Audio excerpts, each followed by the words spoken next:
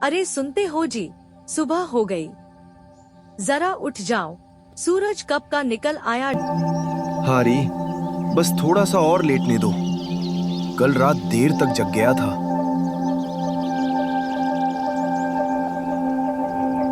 Mummy papa मुझे भूख लगी है, ना कुछ बना लो जल्दी। अच्छा मेरी लाडो, आज हम कुछ अलग बनाएंगे।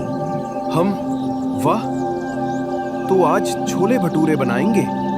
सच में पापा, जंगल के छोले भटूरे। चलो सब मिलके चलते हैं, हवा भी थोड़ी ताजगी वाली है आज।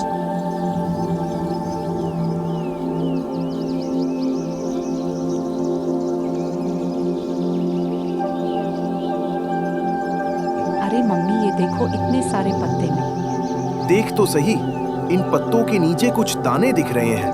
हारी, बिल्कुल छोले जैसे लग रही हैं ये। चलो, मिल गया जंगल का खजाना।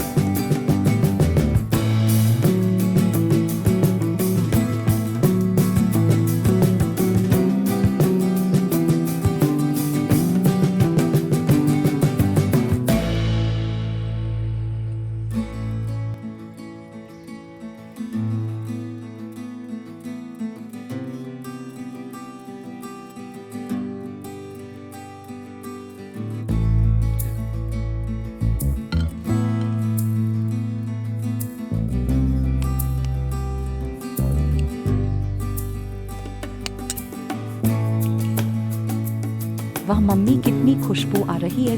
अभी तो टेस्ट करना बाकी है।